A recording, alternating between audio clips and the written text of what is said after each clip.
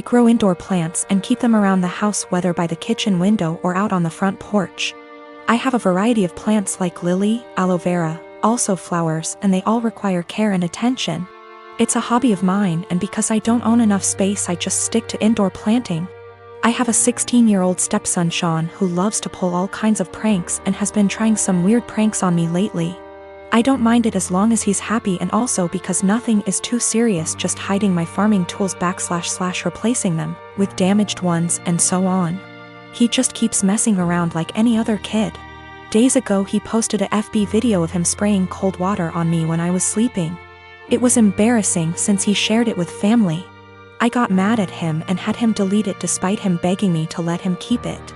He kept sulking afterwards and had his mom try to convince me to let him repost the video, but I thought that was crazy request. Sean suddenly became friendly and asked if he could water my plants. I was glad he asked and gave him the watering can and told him to start with the plants in the kitchen. He was gone for a few minutes, then he got back and started watering all the plants in the house. Later in the evening I was cleaning my tools and there was a weird smell coming from the watering can. It smelled like bleach. I freaked out and checked my plants, and the same smell was coming from them. I confronted Sean and asked what he watered the plants with. He acted dumb and said nothing, but I found a bottle of bleach in his room, which made me lose my temper. He admitted watering my plants with bleach to get back at me for making him remove the video. I was mortified. I immediately canceled the weekend trip to the national park that he was looking forward to. He started crying, saying it was too much and he made a mistake in moment of clouded judgment. I refused to discuss it. My wife feels bad. Sean hasn't been eating well since I canceled the trip, but he damaged my plants and caused me hurt and pain. She thinks an apology was enough. He is a kid and made a mistake. She wanted me to let it go, but I said canceling the trip is his official punishment. I got called unreasonable and stubborn for this, and that I don't respect her as a parent too.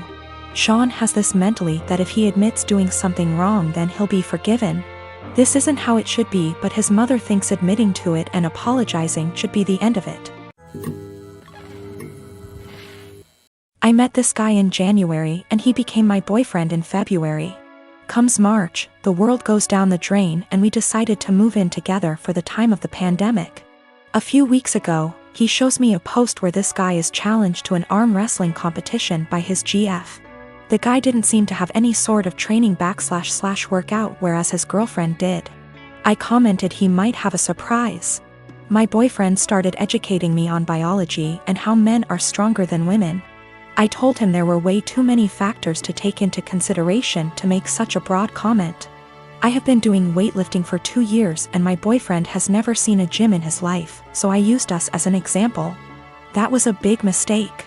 He got really defensive and condescending, and made comments like, "That's cute."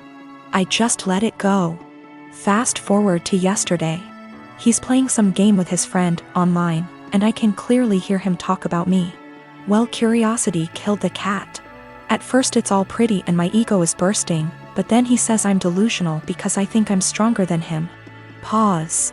Seriously? I know I'm weak, but not weaker than a girl. So later, I decide to call him on his BS. I asked him if he wanted to come work out with me the next day, this morning, so he can show me how strong he is. He accepted and I was happy because I had been dying to bring him and initiate him to something I'm passionate about. So, this morning, we went to my friend's garage. My region allows groups of 10 or less and we wipe everything. I told him we're gonna do deadlifts. It's my favorite exercise and I was already planning to test my personal best, so it was perfect. My friend was there cause he corrects my form and it's been our Sunday ritual since COVID-19. We started light and slowly worked our way up, doing the same number of reps as the other. Comes 185, his form starts to crumble, so we made him go lighter. But 185 really isn't that much for me, so I kept stacking the plates. He looked very supportive and impressed the whole time. I ended up beating my personal best at 265. I was ecstatic and so were they. When we got in the car, he was very silent. I assumed he was just tired. We got home and that's when he exploded and asked me if I was proud of myself. Apparently, I humiliated him in front of my friend. I apologized. I didn't realize he was feeling that way. He got angry and said it really changed the way he saw me, like I'm less of a woman now. He stormed to the basement. I started collecting my things. But now I'm wondering if I should have been reading between the lines and stopped at 190 or something. Or just dropped it and never suggested we work out together. I knew very well I was stronger than him, but I just had to prove it to him. I have always been civil with my half-brother.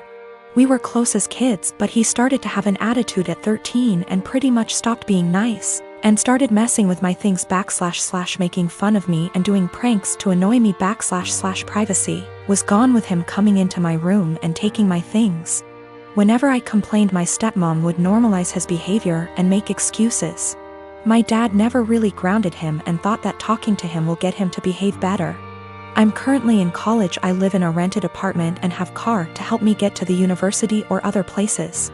The car isn't expensive or fancy at all. I saved up for it 2 years ago. I decided to have Christmas dinner with my family. It's the perfect opportunity to be with family since I haven't seen my dad in a while. I arrived at my dad's house and left my purse and my keys on the kitchen island after my stepmom told me to help with dinner. My half-brother started talking about my car in the kitchen while my stepmom was listening and asked if he could take it for a couple of hours to hang out with friends. I politely told him no. He threw a fit and brought up how I needed to relax and not worry, but my answer was still the same.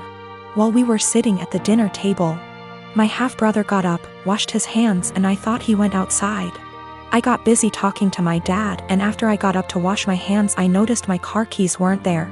I went outside to ask him, and neither he nor my car were there. I lost it. I started calling his phone, but he hung up on me several times. I was furious. I told my dad I'd call the police if he didn't come back with the car. My stepmom jumped to defend him and said I was being unreasonable to call the police. I called him one last time, then I called the police. My stepmom freaked out when my half-brother got picked up by the police. She told me to go explain the situation to the authorities, otherwise he'd spend the night in jail.